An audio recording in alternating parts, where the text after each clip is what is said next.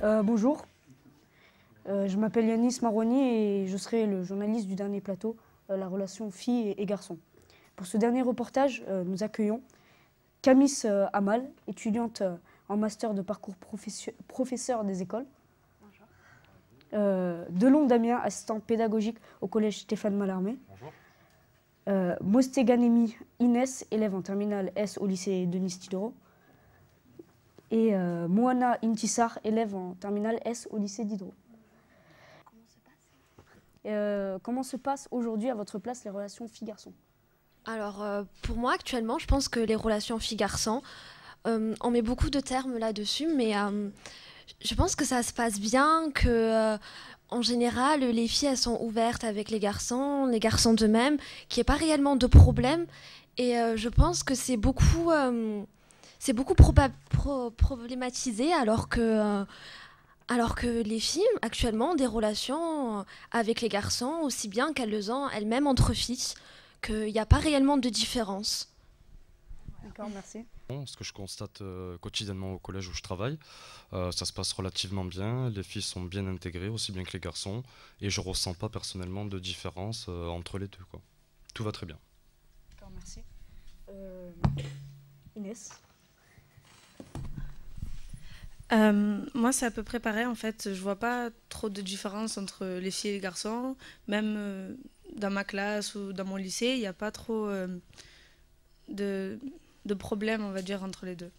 Moi, je trouve aussi, et je pense aussi la même chose qu'eux, mais je pense aussi que la relation fille-garçon, eh ben, elle marche mieux que la relation entre les filles, les garçons et les garçons. Genre, on s'entend mieux quand on rigole ou qu'on discute avec un garçon que quand on rigole ou qu'on discute avec une fille.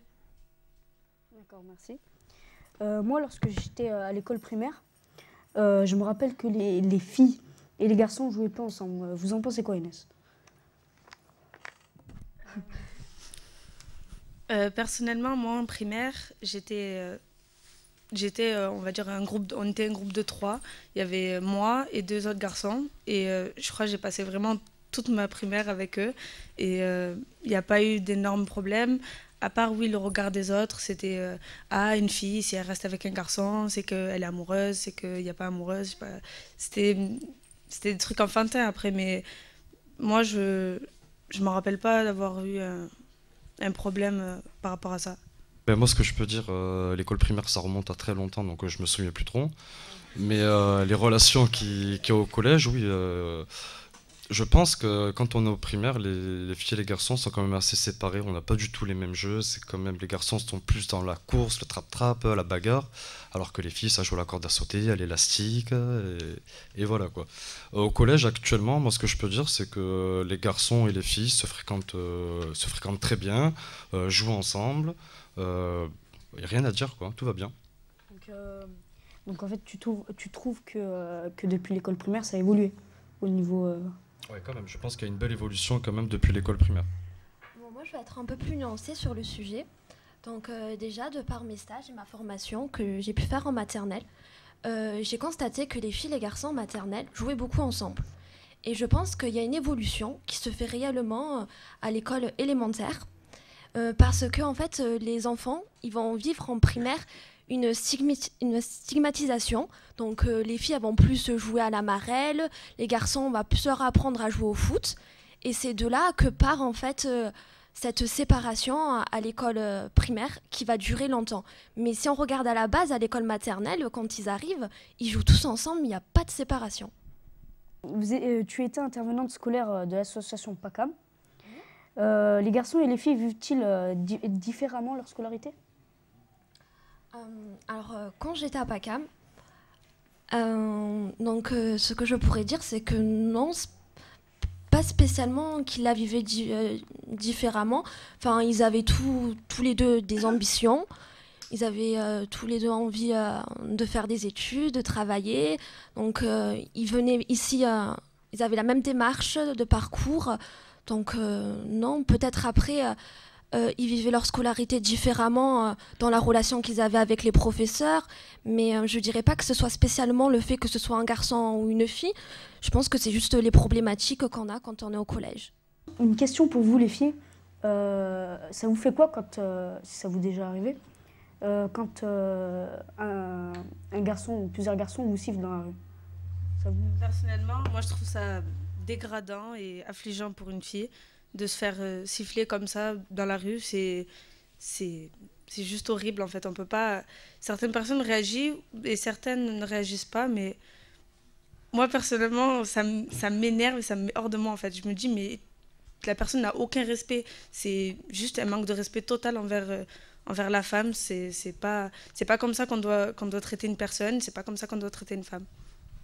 D'abord, le sifflement que les garçons font aux filles, je pense que c'est un âge aussi où peut-être que s'ils étaient plus sensibilisés à qu'est-ce qu'une fille, aux relations entre les filles et les garçons, à la sexualité, peut-être que ce genre de comportement n'arriverait pas forcément. Après, certes, sur le fait, quand on me siffle, je trouve aussi que c'est dégradant, mais j'ai aussi l'impression que c'est pas aussi que de la mauvaise volonté des garçons, que quelque part ils comprennent pas, qu'ils se posent beaucoup de questions et que c'est la seule manière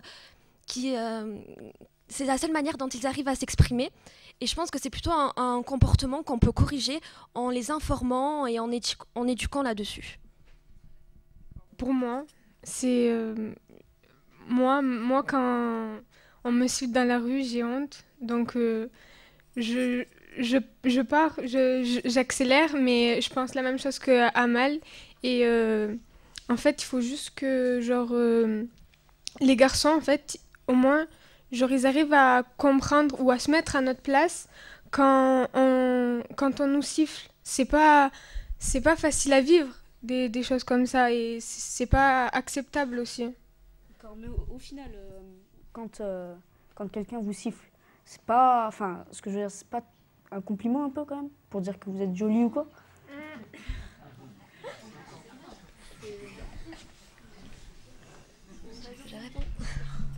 Oui, pour eux c'est un compliment, mais après, nous on va...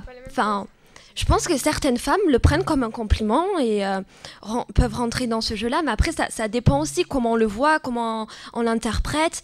Mais dans ce cas, on peut avoir une discussion avec le garçon. Oui, pourquoi tu m'as sifflé? Ça pourrait être intéressant. Et est-ce que tu penses que moi ça me plairait que quand tu vas marcher, je vais te siffler, avoir une discussion là-dessus et lui expliquer ce qu'on peut ressentir, et peut-être ça l'aidera lui-même à voir les choses différemment et à se corriger si ça ne nous plaît pas. D'accord, merci beaucoup. Damien, oui. À ton avis, est-ce qu'on élève de la même façon une fille et un garçon? À la base, je pense que les parents, oui, font tout pour élever les filles et les garçons de la même manière. Mais malheureusement, la société fait que les filles sont éduquées d'une certaine manière et les garçons d'une autre, quoi. Quel genre de manière? J'entends par là, on le voit très bien actuellement sur certaines pubs qu'on peut voir à la télé. Tu cours comme une fille ou marcher comme une fille, tous ces exemples qui sont donnés, qu'il faut, je pense, enlever de la tête des gens, parce que tant qu'on continuera à penser comme ça, malheureusement, il y aura une différence qui sera faite entre les filles et les garçons. Vous, toi qui souhaites être professeur des écoles, oui. Penses-tu que l'on travaille cette notion d'égalité à l'école?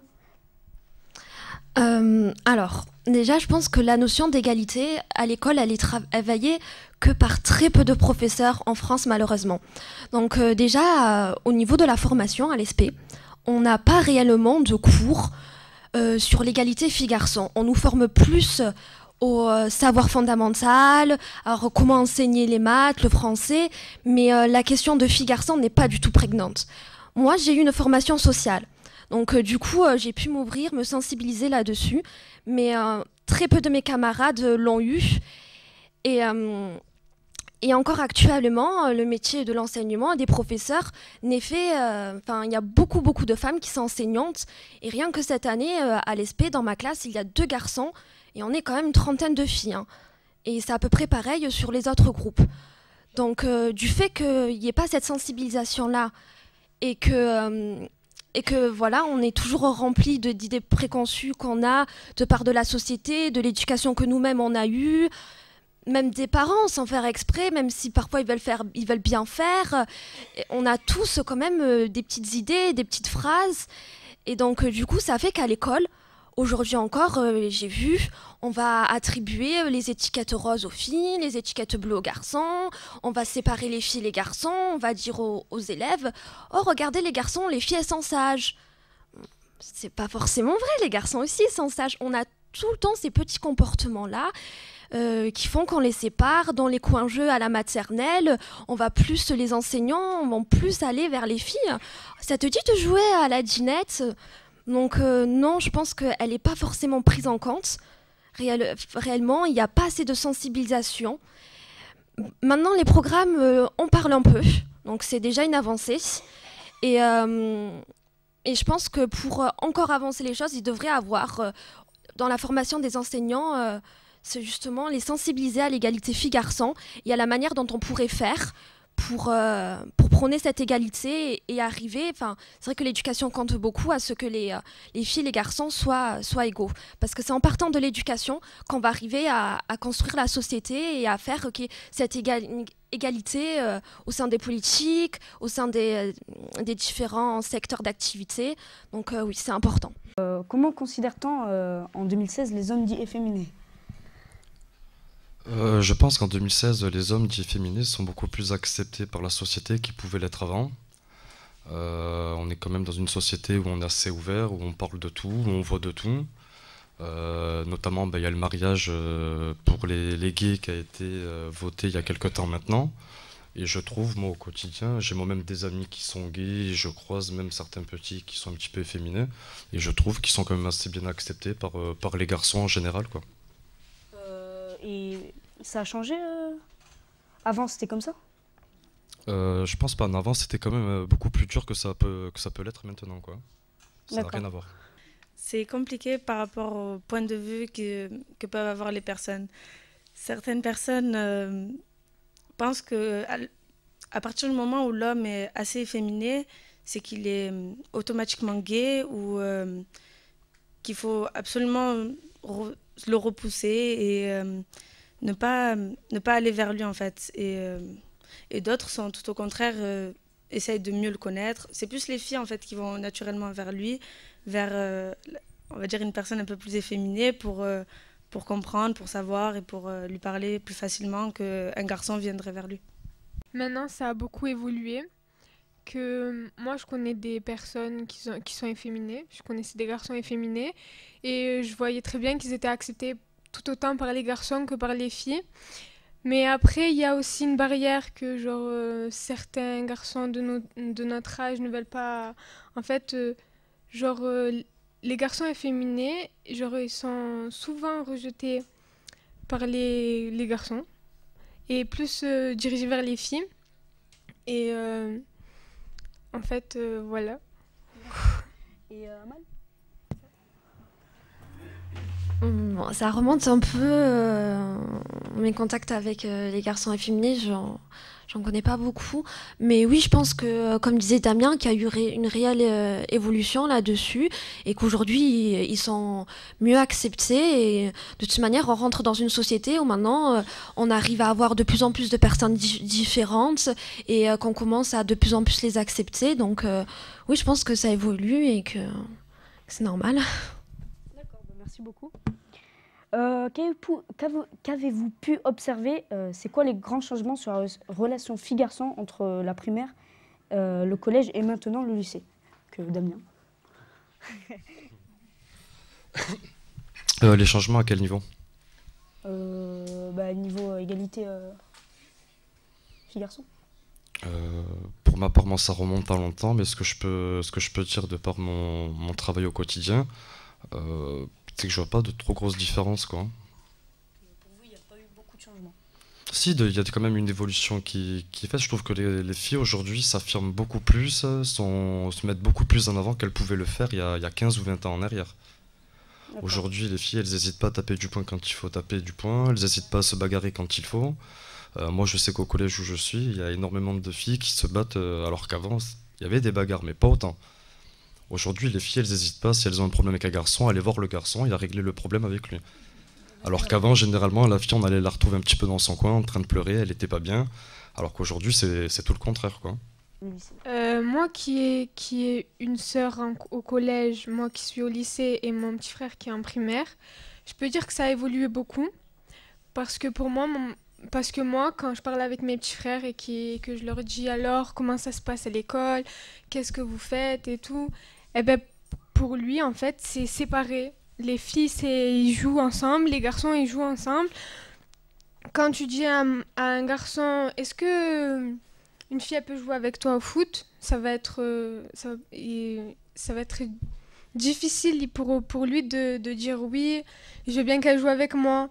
Mais maintenant, quand on arrive au collège et qu'on voit qu'il y a des... Au collège, c'est pas la même chose. Au collège, il y a des filles, elles sont plus... Non, ouais, voilà, elles sont plus affirmées, plus... En fait, elles sont plus que les garçons, en fait. Voilà. Ben voilà, déjà rien que entre la primaire et le collège, ça change beaucoup. Ça change beaucoup, par exemple, ouais, voilà. Sur l'exemple de jouer au foot, ma petite sœur, elle est au collège et elle joue au foot. Même, genre, tous les filles jouent au foot avec les garçons. Genre, c'est pas la même chose qu'en primaire, et alors qu'au lycée aussi, c'est pas la même chose. Genre, ça a évolué aussi. Et Amal, tu en penses quoi?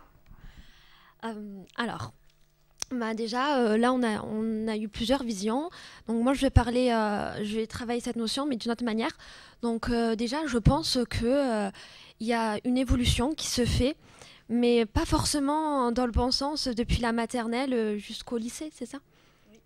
Donc déjà, du fait de la scolarité, quand les filles, donc je vais m'intéresser particulièrement à elles, donc il y a quelque chose qui se passe psychologiquement depuis la maternelle jusqu'au lycée.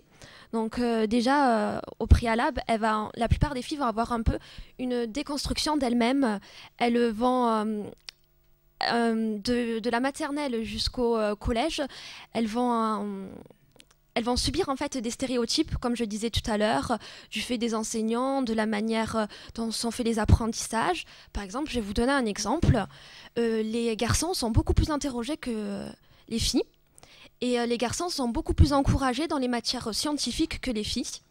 Donc ça va créer que plus tard, les filles dans leur scolarité vont plus s'orienter vers les matières littéraires. Donc on va avoir beaucoup plus au lycée des filles qui vont faire une terminale L que S, où il va y avoir plus de garçons. Enfin ça c'est des chiffres, et même au niveau de leur scolarité. Donc il y a cette évolution-là que je pourrais remarquer. Et aussi le fait que justement, je disais que... psychologiquement, ça peut avoir des effets néfastes. Elles peuvent se sentir moins fortes, moins affirmées. Mais bon, après, je vois que ça change, que malgré tout, il y a des aspects positifs, des ressentis d'autres personnes qui sont actuellement au lycée et en surveillant. Donc oui, je pense qu'il y a une évolution depuis quelques années, mais que ça reste quand même à travailler. Moi, si je peux dire quelque chose par rapport à ça. Moi, je me base par rapport à mon lycée, vu que je ne connais pas énormément d'autres. Dans mon lycée, en terminale S, il y a énormément de filles. Je crois qu'on est 20 filles et 10 garçons, en fait. Et même dans ça, quand on parle avec les garçons pour leur demander en S comment ça se passe et tout, c'est vraiment « Ah non, j'aurais pas dû faire S parce que c'est pas forcément ce qui me plaît, c'est pas forcément ce qui me convient le plus. » Et on voit en terminale L, il y a énormément de garçons et vraiment moins de filles en fait. Donc on peut pas dire que forcément, j'ai entendu tout à l'heure aussi dans une vidéo que les hommes sont plus des matheux, qui sont plus forts dans les matières scientifiques, alors que moi je vois vraiment, mais vraiment pas du tout ça. C'est beaucoup plus l'inverse qui se passe aujourd'hui que ce qu'on essaye de montrer. Alors là, c'est parce que tu fais cas de ton lycée. Et malheureusement, ça ne se passe pas pareil dans tous les lycées. Donc après, c'est des études qui sont faites à l'échelle de la France entière et pas seulement de Marseille et du lycée Diderot.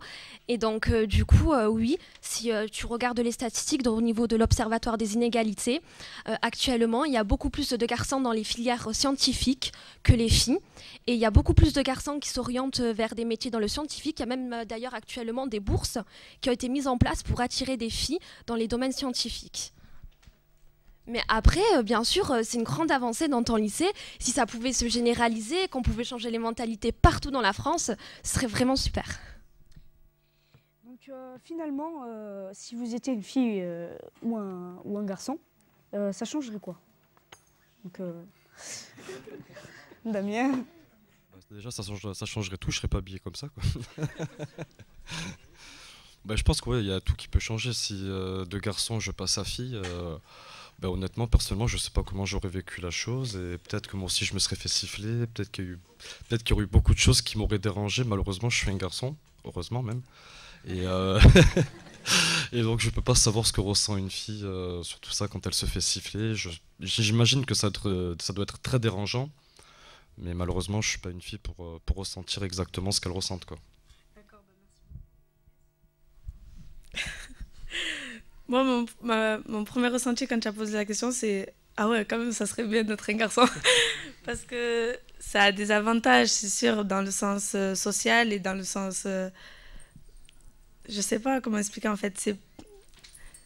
C'est sûr d'être une fille, c'est génial. Et il y a pas de comparaison parce que les filles, pour moi, je trouve qu'ils sont plus ouverts d'esprit quand on parle de certaines choses. Ils ont plus capacité à comprendre et à accepter les choses nouvelles, alors que les garçons, un peu moins, on va dire. Mais dans l'ensemble, ça serait différent.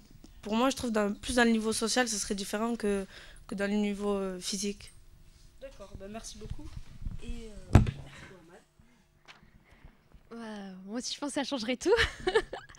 Mais je pense que si j'avais été un garçon, peut-être que du fait de le vécu que j'ai eu en tant que femme dans la société, dans mes études, dans tout ce que j'ai pu entreprendre, m'a donné une certaine vision des choses que je pense que je n'aurais pas pu avoir si j'étais un garçon dans la société actuelle.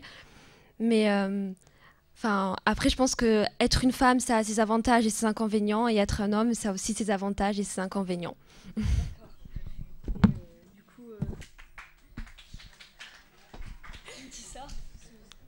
Moi, si je passais comme ça d'une fille à un garçon, déjà, j'essayerais d'améliorer ce que les garçons font actuellement, genre envers les filles, de les siffler, en fait plein de choses. Je changerais chez eux.